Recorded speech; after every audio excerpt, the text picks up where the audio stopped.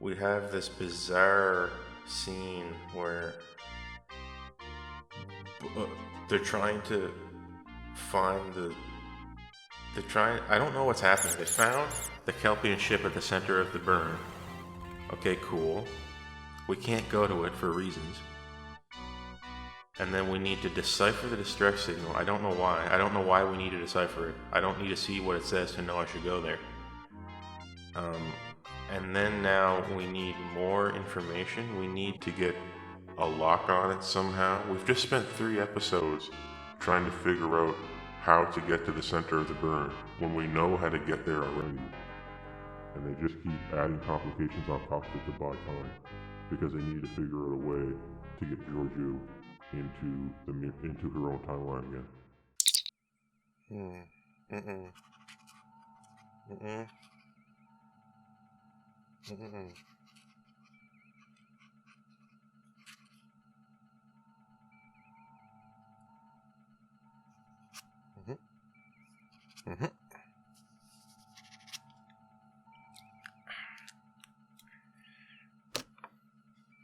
Remember when I said last week that there's a possibility this episode could be good? Well, there was a possibility this episode could be good. It turns out I was right. Spoiler alert. The guy Carl, the man in the hat, the newspaper man from last episode, actually was the Guardian of Forever. Surprising absolutely nobody. I'm pretty sure I guessed it last review that he was the Guardian of Forever. I mean, what else could he be? For those who do not know, the Guardian of Forever was a sentient time portal that was a leftover artifact from an ancient civilization. As far as I knew, it was not animate in any way, but now it is, and it moved itself to a different planet, and it's in the distant future, and it is the Guardian of Forever, and it allows someone to go through it and thereby go back in time. And that's exactly what happened in this episode. We got a timey-wimey episode, and time travel usually sucks. Here it's sucky. It's not very well explained.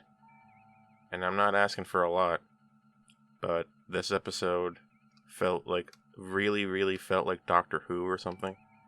I got this strange Doctor Who vibe from it. This idea of melding magic and science in this weird way. It was okay. Wasn't what I wanted. Originally I had given it a higher score, but as you saw a moment ago, I just changed my mind. I slept on it and thought about it, and I docked it a few points, and we're going to see what that culminates in shortly. So, we're starting this episode off in the Mirror Universe, Terra Firma Part 2, and I must say this is the first time a 2-parter in this season, or I guess in the entirety of Discovery, really felt like a 2-parter, because Terra Firma Part 1 just went, it just cut to black, like it just ended, and there was no final act, so this really did feel like a 2-parter, for what that's worth, which isn't much. We're back in the Mirror Universe, and we're following the character of Giorgio, or Giorgio, I'm not sure which, who is the Emperor/Empress, I guess, of the Terran Empire. And we last left off last episode with Michael Burnham being accused by Giorgio of treason, essentially. Michael was going to betray Giorgio. Giorgio had gone back in time through the Guardian Forever, although we don't know it's the Guardian Forever yet. And she wants to prevent the death of Michael Burnham in some way, in this new timeline, in her mind. She probably doesn't know if she's actually in the past or not, or if this is some elaborate fiction. But suffice it to say, she breaks Michael Burnham using torture and other such methods. And it comes to be that Michael has realized the error of her ways, and that she never should have crossed the Emperor/the Empire, and she essentially is told to kill her co-conspirators. This includes Bryce, Detmer, and a litany of other people as she throws their captured badges onto the table in front of Georgiou and shows them that she had killed all of them. And I thought this was cool. I was into this. I was getting into it. It's an interesting statement to make when it feels like these writers can write the mirror universe a little bit better than the prime universe. Because I was actually engaged in what was happening in the mirror universe in this episode, which is shocking. But I felt fully engaged for the first time since I began watching this season, and it was a full body engagement. You know when you can just feel it? I just felt it. I was just engaged in what was happening. I wanted to see it through to its conclusion. Sadly, the episode got worse with more time, but we'll get into that.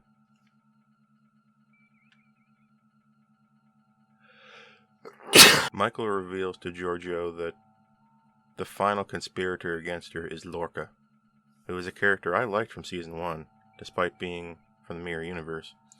I thought he was kind of cool. I thought he was interesting. Wouldn't it have been cool to have a series where Lorca actually was revealed to be from the mirror universe, but he had changed, and he was trying to learn the ways of the Federation, and it was difficult for him? Wouldn't that be an interesting kind of journey to go on with the character? It'd be more interesting than this. However, they need to find Lorca and what is stated to be his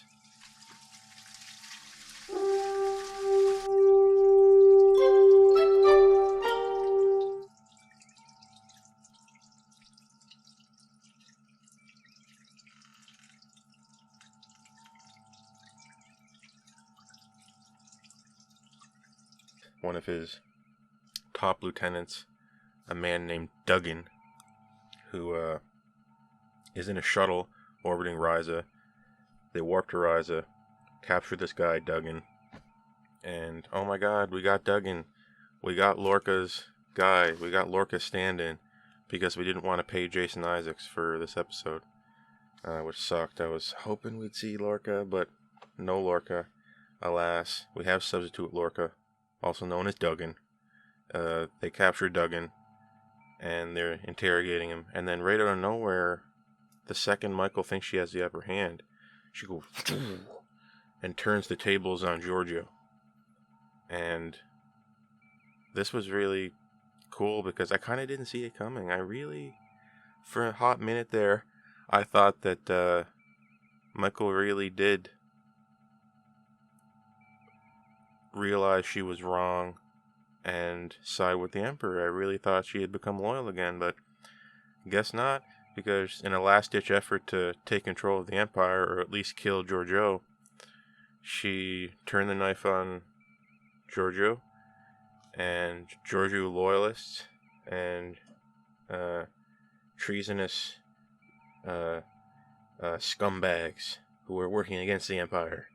They just boom, boom, boom, and they have a big fight, and it's all crazy, and Saru goes through Vaharai, which means he gets really, really angry and transforms into tough mode Saru, and he grabs Dr. Culber off the ground from his back and throws him to the ceiling, and he smashes against the ceiling, and that was the coolest thing. I just loved that. And it works out that Georgiou stabs Michael. So Georgiou kills Michael, runs a sword right through her, and oops, this ended the time travel scenario. This is what the Guardian of Forever needed to see, I guess, to prove that Georgiou was willing to kill Michael for peace, in order to preserve peace and not out of revenge. Like, I guess it was something, he made it sound like he was weighing her. He's weighing whether or not Georgiou has changed, which is really strange. When did the Guardian of Forever become an arbiter of justice? I don't know why it's important that Georgiou is reformed now. I don't know why we had this entire two-parter if it becomes totally pointless by the end, and Guardian of Forever could have just sent Georgiou back to her time without any question. Why is this something that happened? Why did we send Georgiou back to her time to save her other than to get her in the Section 31 show. This two-parter was just an elaborate scam to get her into her own show, the Section 31 show, which everyone thought would be impossible once Giorgio accidentally went to the future for no reason. Even though Control was already dead. They already killed Leland, and there was no reason to go to the future, but they did it anyway. So, Giorgio has gone back to her time, and I don't know why the Guardian of Forever just couldn't be clear about this. He couldn't be totally upfront. This is a writing trope that I really hate, when writers feel the need to add mystery, to sprinkle some mystery into their plot, and they just make a character aloof and mysterious for no reason other than to create mystery. What is the advantage for the Guardian of Forever to not allow anybody to know about him? Like, why do they want to be mysterious about it? Why do they want to test Giorgio? If it's the case that he didn't want to get found out, why didn't he just keep calling himself Carl? Why did he reveal himself to be the Guardian of Forever? Why is that amazing? Why is that supposed to be amazing to the people writing this? It's not supposed to be amazing in the context of Star Trek. They wanted it to be amazing to us. This is what's known as the fans influencing the writing, which is not something you want to do because it breaks the reality. They've broken the reality of the Guardian of Forever fundamentally, because now we know that the Guardian of Forever is a parody of itself. Okay? Essentially, this is like saying that, oh, look, isn't it cool that Spock is back? You remember Spock, right? Spock is back. But why? I don't know. Spock is just a person. There's a whole universe of people out there, but we gotta go bring back the old characters. There was a time in Next Gen where Rick Berman had to be convinced, he had to be forcibly convinced to allow the mentioning of Spock once in Next Gen, because he did not want to trample over what had came before, and he did not want to rehash it, because they had assumed that the universe was big, and therefore there's a lot going on, and we don't need old characters, you see? And we don't need to go backwards and mine TOS again for anything. I thought they had turned over a new leaf with this season, and they had gone to the future where Discovery should have been set to begin with, and they weren't going to have to go back and mine TOS for anything else, and here we go. They did it again. That's why I lowered the score. I had 7.5 written down for this episode, because this episode I thought was fun. I thought it had some engaging bits, and it kept my attention. This is my favorite episode, until we trivialized the Guardian of Forever, and then I thought about it, and I realized, well, oh my god. I thought we were supposed to leave this behind. Why are we going back? This should have been the device that sends Giorgio back in time. Should have been a secret, illicit piece of tech that Booker stole from the Emerald Chain or something. Like, Booker should have said he knew the Emerald Chain had one secret time device left that they had hid from the people enforcing the temporal accords, and he knew where to get it, and he personally took the Nautilus to where they were hiding it to steal it as a show of good faith to Michael and to Starfleet. He would take it upon himself to do it alone and get that device for them so that they can get rid of Giorgio. That's how I would have wrote this. We didn't need the Guardian of Forever in this plot other than to say, hey, look, guys, we're Star Trek. Yeah, okay. We were in the future. We don't need to keep proving ourselves. Stop it with this stuff. So, that's all fine and dandy. Or is it fine and rancid?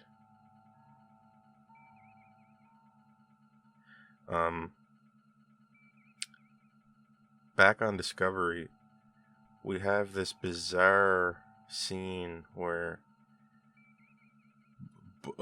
they're trying to find I don't know what's happening. They found the Kelpian ship at the center of the burn. Okay, cool. We can't go to it for reasons. And then we need to decipher the distress signal. I don't know why. I don't know why we need to decipher it. I don't need to see what it says to know I should go there. And then now we need more information. We need to get a lock on it somehow. We've just spent 3 episodes trying to figure out how to get to the center of the burn when we know how to get there already. And they just keep adding complications on top of it to buy time, because they need to figure out a way to get Georgiou into her own timeline again. So if the Section 31 show hadn't been a thing, this 2-parter wouldn't have happened, and this would have been like a 10 episode season or something, or 11 episode season, which would feel more natural. But as it stands right now, we're just wasting time until we can get rid of Georgiou and then go to the center of the burn. And I pray that we're going there next episode, because it's kind of important, figuring out what happened with the burn. Basically, Book shows some piece of emerald chain tech, and he puts it on the machine in engineering, and it somehow improves the algorithm for how it's decoding the location of this ship. I don't know. It's all a bunch of crap. But it works, and it turned out Book had been reading the field manual, I guess. He had been brushing up on some Starfleety stuff, and he knew that Jet Reno shouldn't have food in engineering, which I thought was funny. He said, "You shouldn't be eating that here. You can't have food in here." Womp womp. I guess he's a fast learner. I don't know how big the book is in 3180 whatever, let alone how his brain can possibly comprehend it, because it's probably unbelievably complicated, right? It probably takes a long time to really get through that manual for anybody.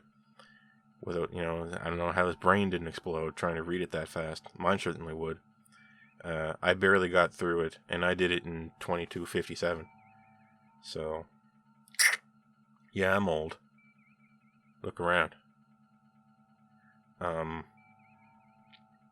So, we know that how to get to the ship at the center of the burn, and we know Georgiou is gone. So what do? We have a eulogy. We have a little eulogy for Georgiou, who is an emperor and a murderer and a psychopath, and tried to sabotage our mission a few times. We had a eulogy. How great was Georgiou?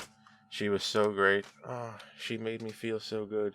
She was the real Philippa to me. We've learned so much from her. Not. We didn't learn jack shit. But the characters think they did. And we have this bizarre scene where we're all seeing off Georgiou and having a toast to Georgiou. And, well, I'll be damned if I didn't skip it. I'll be damned if I didn't skip through that part of the episode, and therefore had not entirely watched the whole episode. Wink, wink. It was pathetic, and I'm glad it's over. A standout scene in this episode would be between Saru and Georgiou, and this is my favorite scene probably in this series so far. Definitely this season. It was just a really honest and heartfelt scene between Georgiou and Saru. Georgiou having been to the Prime Universe and seen what Saru could have become given the chance. He had become a captain of a starship, and she was amazed by this. And she never knew it was possible that for Saru to do this in her timeline. She had never seen Kelpians be given this opportunity, and it had changed her mind. It had made her into a reformer of the Empire.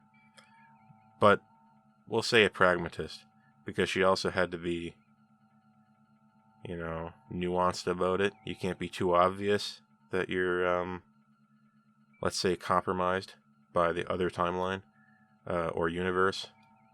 So she explains to Saru that there's another Kelpian out here, just like them, just like him, who has done great things and is a great hero, and the Vihari is garbage. You don't need to be cold when you go into the Vihari. You get the Vihari, lock yourself in a room for a few days, you'll come out and you'll feel fine, you'll feel better than ever. And this is absolute sacrilege to mirror universe Saru. You can't believe what he's hearing. And it touched my heart a little bit. And Saru rightly suspects that Georgiou is not who she says she is. She can't be the mirror Georgiou. She's changed so much She has gone so far away to see something like this. And she tells this to Saru, probably to mirror Saru, probably with confidence that he won't reveal it to anybody, because they confide in each other, which is interesting. Much better than eating kelpians, right? Too stringy. Too much cholesterol. Blah. Much to my dismay, this episode had at least 2 scenes of Michael Burnham congratulations. One for Mirror Michael, and another one for Prime Michael. Oh, you're the best of us. Wah. When Georgiou passes through Carl's door, it appeared to Michael that she had only passed through it immediately, and only a few seconds had passed, perhaps a minute. And there's no way that Georgiou had gone to the mirror universe for that amount of time. There's no way she time traveled back to the past. Hold on, it's only been a few seconds. And thankfully, Georgiou had that monitor on her wrist that collected months' worth of data. So she had been gone for months, but only a few seconds had passed here. Interesting that Michael, having seen all she's seen in her lifetime, and know all this stuff about technology and what's possible with physics, that she could not imagine that that was possible.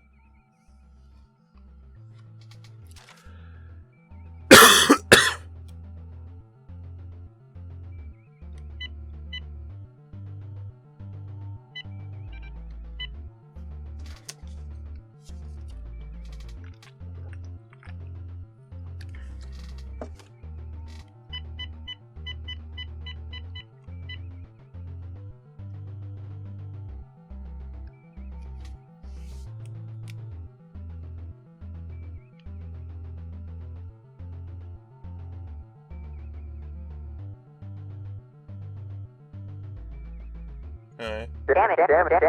Hi. Damn it. What's going on? Damn it. Okay. How's the cat doing? Okay. No, I'm on the computer and making a video. What kind of video?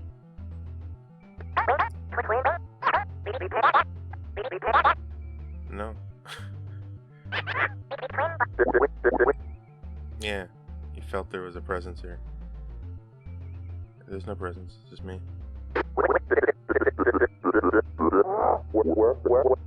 Okay.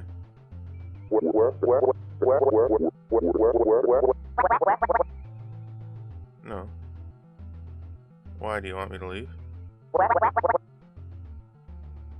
Where's the truck? Yeah. Okay, good. Who was in the bathroom then? Okay. Alright. Bye. Okay, bye.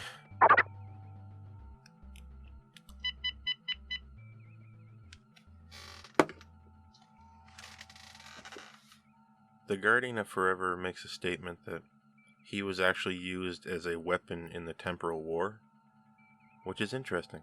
That's actually an interesting canonical explanation for why he was gone and they had to find it. He said that people were trying to go through his portal to kill people in the past, which makes sense, but it also makes me wonder how it is you can force the portal open. Because now this physical manifestation of the Guardian of Forever is like a person now that you can talk to. Very Doctor Who, guys. Very magical. Is this still science fiction or is this science fantasy? So, to wrap it up, this was the best two-parter in the whole series, if you can call it a two-parter, that is. Interestingly, these writers can write the Mirror Universe so much better than they can the Prime Universe.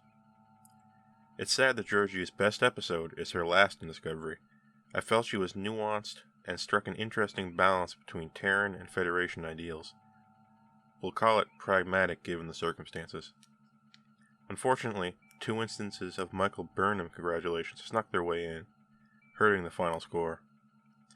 Hopefully, this more reserved Georgiou is evident in the Section 31 show, although I think it probably won't be. The Guardian Forever makes an appearance, surprising absolutely no one. We're really digging those TOS callbacks, with Telosians in Season 2, and now the Guardian Forever in Season 3. I wanted to give it a 7.5, but I had to settle on a 7, given the burner congratulations and lack of Starfleet ships on the screen. Actually, on second thought and having slept on it, I've reduced this score further to a 6. I'm 65% sure now that Starfleet is evil. And that's sad, and it's going to make me mad. There's a briefing scene between Vance and Sarah at the end of this episode, where the musical cues and the lighting made Vance look really evil somehow. I just got this vibe, you know? And I was someone who was surprised by Lorca being from the Mirror Universe in Season 1. It caught me off guard. Before I seen some leaks, that is. So far I haven't been spoiled on what happens with Vance, and I haven't seen any leaks pertaining to what happens with Starfleet, but I'm leaning towards Starfleet being secret bad guys now. I mean, it wouldn't be out of line for these writers. Since 2009, we've had to find ways to make Starfleet the bad guys. In some way. Into Darkness. Beyond to an extent. Discovery Season 2. You know, it's always secret operatives inside the Federation that are corrupt and doing bad things. Same thing in Picard. I forgot about that. Man, Picard was bad. It's hard to believe that the Picard show, was worse than Discovery Season 1, 2, and 3, and worse than Lower Decks. I can't believe it. Really, it's that boring. Picard is so boring and bad that I don't hear anybody talk about it anymore. It's one thing to be bad, but when you're boring, that's horrible. Way worse to be boring than it is to be bad. At least Discovery is bad. Picard is just boring and blah. They had to drag Patrick Stewart out of his grave for one last chance at embarrassment, and Star Trek Picard was it. I'm glad I wasn't here to review it, but I am here to review Discovery, and we got 3 episodes of this season left. More than enough time to destroy everything they built so far. This 2-parter started out okay, but then went kind of down the tubes. We gotta stop mining TOS. Be original. Be better. Mark. Signing down, my dudes. Click like. Subscribe. Subscribe on Subspace Tube so that you can get me on your pads and desk consoles. Okay? See you guys next time.